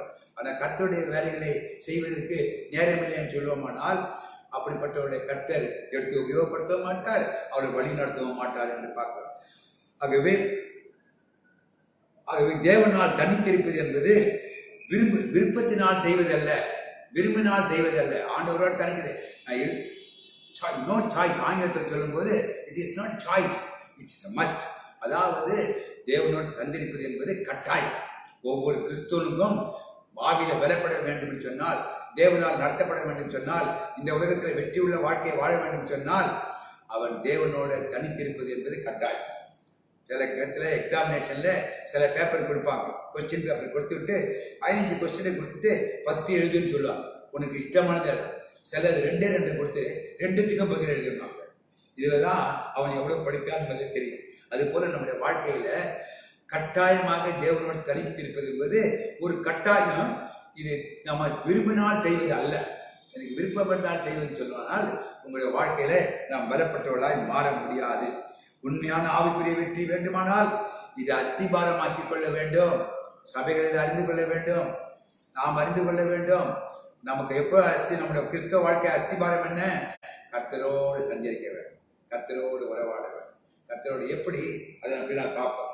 தேவனுடைய திட்டம் நம்ம நிறைவேற, நம்முடைய வாழ்க்கை பலப்பட, கிறிஸ்துவின் ஜீவ ஊற்றில் நம்ம உண்டாக தனிமை ஒரு திறவுகோலாக இருக்கிறது. அல்லேலூயா. இதெல்லாம் எங்கெங்க கண்டுபிடிக்கிறது? நீங்க தனிமையில உட்காருங்க, நீங்க ஆசீர்வாதத்தின் ஊற்றுக்கோளாய் மாறிடுவீங்க. உங்க உள்ளான மனுஷன் உங்களை அறியாதபடிக்கு ஒரு விசுவாசத்துல நீங்க பலப்பட்டு போவீங்க. எந்த சூழ்நிலை வந்தாலும் உங்களை அசைக்க முடியும், பயப்படவே மாட்டீங்க. எந்த சத்துரு வந்தாலும் இவர்கள் எல்லாம் எதிர்த்து ராஜாவுக்கு பயப்படல, கோலியாத்துக்கு அவன் பயப்படல. வேதத்தில் எல்லா சூழல் ராணுவத்துக்கு முன்பாக பயப்படாம தைரியமா இருப்பது காரணம் என்ன? கர்த்தருடைய பலம் அவளுக்குள்ள இருக்கிறதுனால அந்த பலம் அவளுக்கு கிரியை செய்யுது. அதன் மூலமாக நாம் மற்றவர்களுக்கு ஆசீர்வாதத்தின் வாக்காளராக மாற முடியும். ஆண்டவர் நம்மை தெரிந்தெடுத்துக் கொண்ட போது, அழைத்த போது நம்மை ஆசீர்வதிக்கவும் நாம் மற்றவர்களுக்கு ஆசீர்வாதமாக இருக்க வேண்டும் என்றே நாம் அழைத்தார். அதனால் நாம் இந்த உலகத்துல நம்முடைய ஆசீர்வாதத்துக்கு மாத்திரம் வாழாதபடிக்கு மற்றவருடைய ஆசீர்வாதத்துக்காக வாழும்படியாய் நம்மை மாற்றுகிறது. நம்முடைய ஆண்டவராக இயேசு கிறிஸ்துவே இதற்கு சரியான மாதிரியாக இருக்கிறார் என்பதை பார்க்கிறோம். அவர் ஜெபத்துக்கு தன்மைக்கு எவ்வளவு முக்கியத்துவம் கொடுத்தார் என்பதற்கு நீங்கள் மார்க்கில் 1ஆம் அதிகாரம் 29 38 வசனங்களை வீட்டில் சென்று பாருங்கள். அவர் ஆண்டவர் சொல்லுகிறார். மார்க் 1ஆம் அதிகாரம் 29 38 வசனங்கள். 29ஆம் வசனம் முழுவதும் வாசிக்கல, குறிப்பிட்ட அந்த வசனத்தில் இருக்க குறிப்பிட்ட காரியங்களை மாத்திரம் வாசிக்கிறார். ஆண்டவர் அந்த அவருடைய ஷெட்யூல் ஒவ்வொரு நாள் நடக்கிற காரியத்தை சொல்லப்பட்டிருக்கிறது.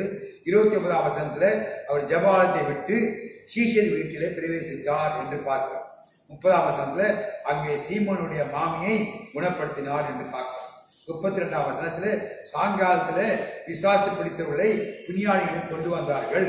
பலவிதமான 34ஆம் வசனத்துல பலவிதமான வியாதிகளையும் பிசாசுகளையும் துரத்தினார் என்று பார்க்கிறோம். இவைகளெல்லாம் அவருடைய அன்றாட காரியம். நேற்று தான் கொஞ்சம் எக்ஸ்ட்ரா ராத்திரி ஒரு 2வது ஊழியத்துக்கு போக வேண்டியதாக இருந்தது, வர தாளமாக ஆயிடுச்சு. ஆனால் காலையில் ஆராதனை டிலே ஆயிடுச்சு. அது சரியறி பிரகாரமான ஒரு பலவீனமும் இருந்தது. ஆனால் ஆண்டவரை பார்க்கும்போது அவர் இவ்வளோ காரியத்தை செய்துவிட்டு 35ஆம் வசனம் சொல்கிறது, அதிகாலையில் இருட்டோடு வனாந்திரமான ஒரு இடத்திற்கு போய் ஜெபம் பண்ணினார் என்று பார்க்கிறார். இதுதான் முக்கியமான காரியம். அவர் வனாந்திரமான இடத்துல அவர் முதல் நாள் பல செடி, அதுக்கு முன்பாக அநேக காரியங்கள் இருக்கிறது. நான் ஒரு சில மாற்றி எடுத்தேன். நான் எனக்கு ஜெபிக்க நேரங்கள்ல, எனக்கு ஆண்டவரோட காலையில் ஜெபிப்பதற்கு நேரம் இல்லை என்று சொல்லுவோமானால் நம்மளை மாதிரி ஒரு புத்தியீனமான கிறிஸ்தவர்கள் வேறு யாரும் இருக்க முடியாது.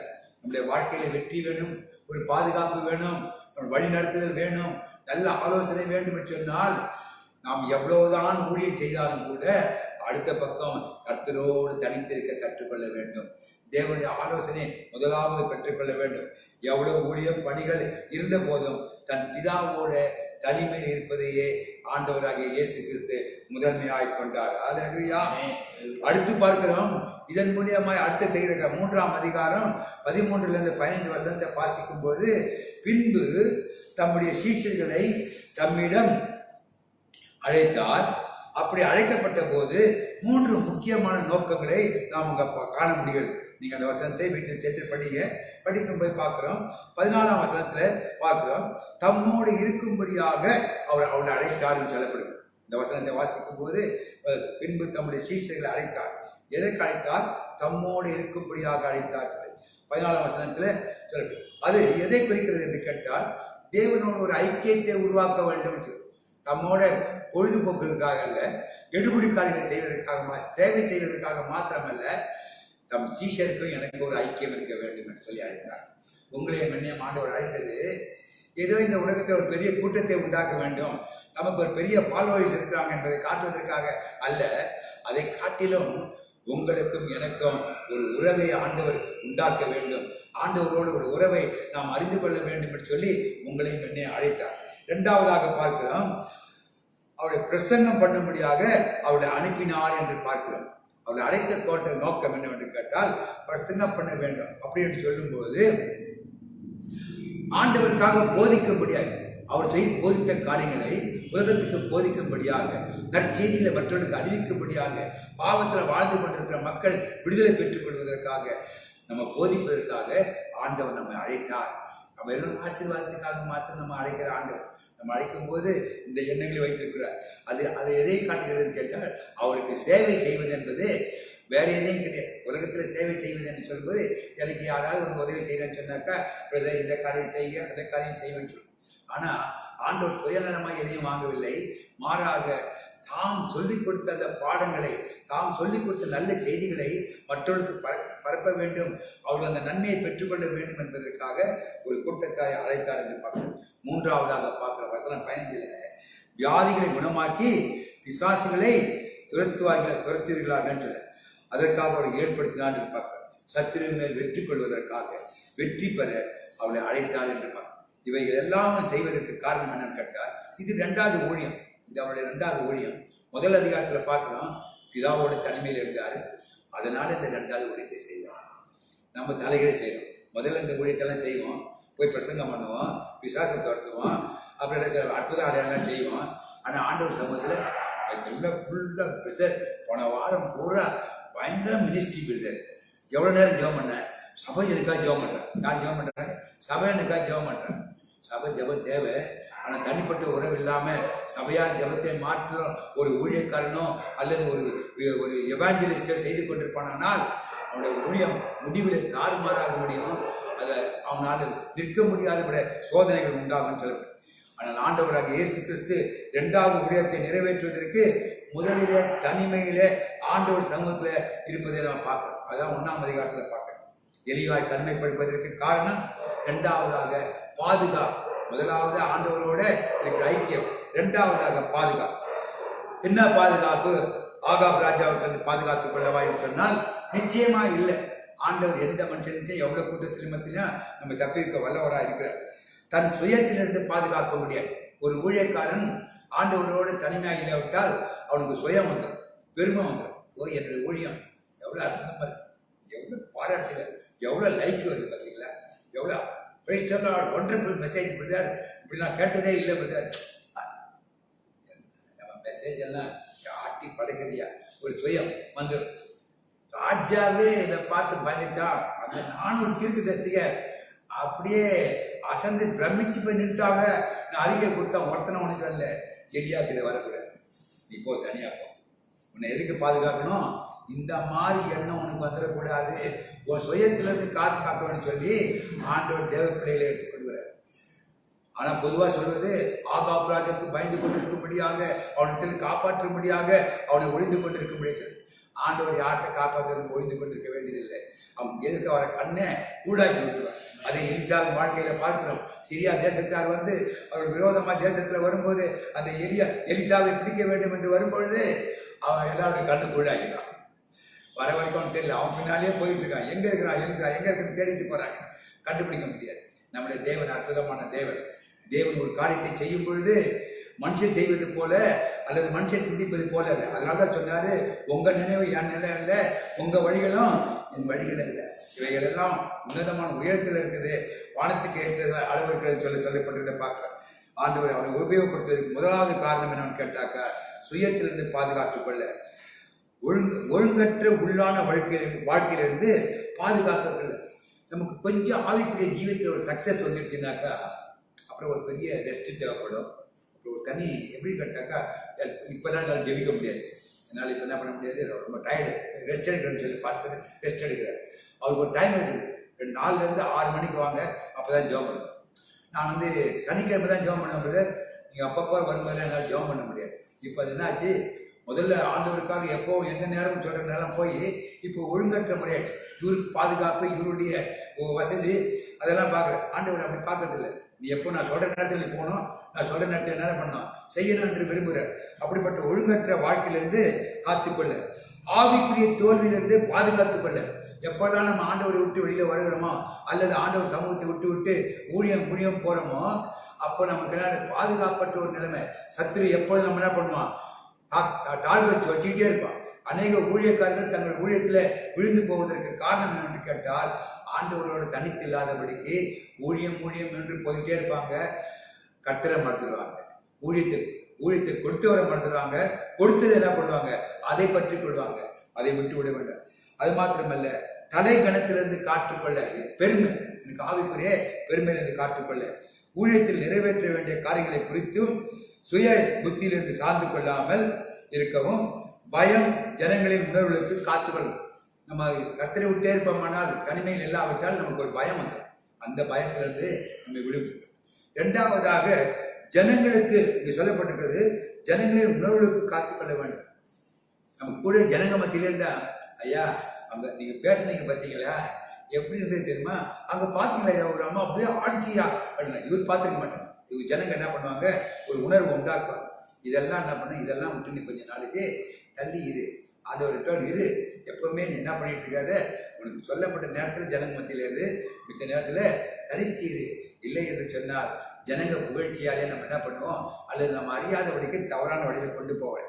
இவைகள் எல்லாம் கற்றுக்கொள்ள, இந்த உணர்வுகளுக்கெல்லாம் விட்டு கற்றுக்கொள்ள நம்மை நாமே மறைத்துக் கொள்ள வேண்டும் என்று சொல்லப்படுகிறது. நம்முடைய சோர்விலிருந்து பாதுகாத்துக்கொள்ள. கர்த்தருடைய சமூகத்தில் இல்லைனாக்கா நம்ம அறியாமலே ஒரு சோர்வு, என்ன ஊழியங்க வராங்க, அப்படியே ஒரே டயர்டா இருக்குது. அந்த மாதிரி சோர்வுலேருந்து நம்ம விடுதலை பெற வேண்டும் சொன்னால் தனிமையில கர்த்தர்ட்ட கொஞ்சம் நேரம். இன்னைக்கு அநேக ஊழியர்கள் தோல்வியடைறதுக்கு காரணம் என்ன, வல்லமையா ஊழியர்கள் காலில் ராத்திரியெல்லாம் பிரயாணம் பண்ணுவாங்க, பகலெல்லாம் ஊழியம், அடுத்த நாள் ஊருக்கு போவாங்க, வாரம் பூரா இருப்பாங்க, குடும்பத்தை பேச மாட்டாங்க. கடைசியில் பார்த்தா குடும்பத்தோட பெரிய பிரச்சனை வரும். மனைவி ஊழியக்காரனை விட்டு ஓடி போயிட்டாங்க. இந்த பிரச்சனை வருவதற்கு காரணம் என்ன, கர்த்தருடைய சமூகத்தில் இல்லை, உனக்கு கர்த்தரோடு இருக்கக்கூடிய நேரம் இல்லை, கர்த்தருடைய ஆலோசனை பெற்றுக்கொள்ளவில்லை, உன் குடும்பத்தை நீ கவனிக்கிறதுக்கு கர்த்தருடைய ஆலோசனை பெற்றுக்கொள்ளவில்லை. இதுக்கெல்லாம் காரணம் என்னன்னு கேட்டால் கர்த்தரோடு இல்லை அப்படின்னு சொல்லி நம்மை நாமே மறைத்துக் கொள்ள, நம்முடைய சோர்விலிருந்து பாதுகாத்துக் கொள்ள, தேவனை பிரிவுபடுத்துவதற்கு பதிலாக மனிதனை பிரிவுபடுத்துவதிலிருந்து தப்பித்துக் கொள்ள கர்த்தர் நம்மை தனிப்பட்ட இடத்துல வரும்படியாக அழைக்கிறார். அல்லேலூயா. அடுத்தது பார்க்கிறோம், உலகத்தில் பலவிதமான ஜோடிகளை சிக்கிக் கொள்ளக்கூடாது. அதுக்காக கர்த்தர் என்ன பண்றாரு, தனிமைப்படுத்துறோம். எப்பவுமே ஜனமத்தில் இருந்தாக்கா திடீர்னு ஒரு ஐடியாலாம் கொடுப்பான், இதை செய்த ஊழியத்தோடு செய்யுங்க, உங்களுக்கு நிறைய கான்டாக்ட் இருக்குது, இது ரொம்ப ஈஸியாக பண்ணிட்டு ஊழியத்துக்காக சில பணம் என்ன பண்ணலாம் நீங்கள் சம்பாதிக்கலாம். உங்களுக்குன்னு சொல்ல மாட்டோம், ஆரம்பம் அப்படிதான் இருக்கும், போக போக இவருக்கு பணம் சேர்க்கறதுக்கு காரணம். சரி, நம்ம அதை பற்றி அதிகமாக பேச வேண்டாம்.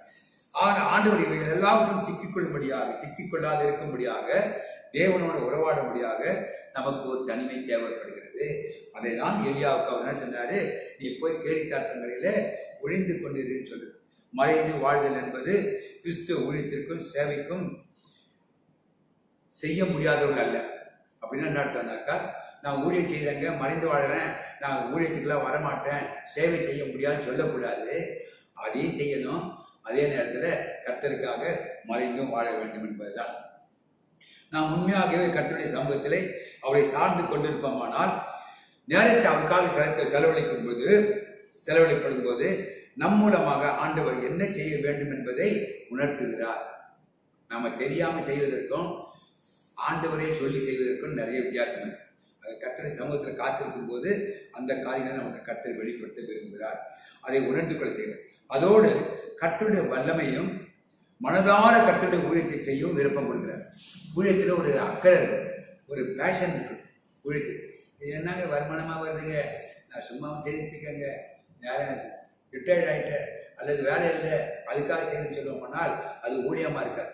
ஆண்டவருடைய ஊழியத்திற்காக ஒரு பேஷன் இருந்தாலும் இல்லாவிட்டாலும், மக்கள் மதித்தாலும் மதிக்காவிட்டாலும், புகழ்ந்தாலும் புகழாவிட்டாலும் நான் ஊழியம் செய்யணும்னு சொல்ல வேண்டுமானால் அதுக்கு தேவனோட தனித்து இருக்கக்கூடிய ஒரு நம்ம காரியத்தை நம்ம பெற்றுக்கொள்ள வேண்டும் என்று பார்க்கலாம். சுயம் சார்ந்த ஊழியத்தை தவிர்க்க முடியும். என் ஊழியம், என் பேரு, என்னுடைய பிரபலம் என்பதெல்லாம் மறந்து கர்த்தருக்காக ஊழியம் செய்ய முடியும். ஒரு பிராண்ட் எல்லாம் தேவையில்லை. அதுக்கு சொல்லிட்டு இந்த ஊழியத்தை அந்த ஊழியத்தை ஹைலைட் பண்ண வேண்டியதில்லை. இது கர்த்தருடைய ஊழியம் என்பது தெரிஞ்சு நம்ம ஊழியம் செய்ய முடியாத பார்க்கிறோம். அது மாத்திரமல்ல, நம்முடைய ஊழியமானது வேதத்தை சார்ந்தபடியே இருக்கும். நம்மை சார்ந்த நமக்கென்ற ஒரு திட்டம் இல்லாதபடிக்கு வேதத்தை சார்ந்த ஊழியமா இருக்கும் என்று பொருள். அடுத்தபடியாக பார்க்கிறோம், ஆண்டவர் மறைந்திருத்தலை பற்றி சில வசனங்களை நம்ம பார்க்கிறோம். மறைந்திருத்தல் என்றால் என்ன, அல்லது ஒழிந்து கொண்டிருக்க. ஆங்கிலத்தில் இந்த ஒழிந்திருக்க சொல்ற வார்த்தைக்கு ஹைட் என்று சொல்லப்படும். அதுக்கு தமிழ் அர்த்தம் இன்னொருத்துல மறைந்திரு என்று அர்த்தம். மறைந்திருப்பதனால அர்த்தம் என்னவென்று கேட்டால் பார்ப்போம், அதில் தேவனுடைய காரியங்கள் இருக்கிறது என்பதை பார்ப்போம். உபாகமம் 29ஆம் அதிகாரம் 20ஆம் வசனம். உபாகமம் 29:20. மறைவானவைகள் நம்முடைய தேவனாகிய கர்த்தருக்கே உரியவைகள். சில காரியங்களை ஆண்டவர் குறிப்பாக மறைத்து வைத்திருக்கிறார். அதுல குறிப்பாக தம்முடைய திட்டத்தையும் தம்மை பற்றியும் வெளிப்படுத்தலையும் அவர் மறைத்து வைத்திருக்கிறார். ஆகவே இதை அறிந்து கொள்ள வேண்டும் என்று சொன்னால் நம்ம ஒளிந்திருக்க கற்றுக்கொள்வோம். இந்த மறைவு கொண்டு போற காரணம், ஒளிந்திருக்க சொல்ல காரணம் என்னவென்று கேட்டால் நாம் மறைந்திருக்கிறோம். அவைகளை அவருடைய தனிமையில நேரத்தை செலவிடும் போது நாம் அறிந்து கொள்கிறோம் என்று பார்க்கிறோம். அல்லேலூயா. அப்போ தேவனோட நாம் தனித்திருக்கும் பொழுதுதான் அவர் மறைத்து வைத்திருக்கிற காரியங்களை, நம் திட்டங்களை நமக்கு வெளிப்படுத்துவார் சொல்லப்பட்டிருக்கிறது. இதை சங்கீதத்தில் பார்க்கும் போது சங்கீதக்காரன் சொல்றான், எதெல்லாம் மறைச்சு வைத்திருக்காரு, ஆண்டவரை பற்றியே நம்ம அறிந்து கொள்வதில்லை.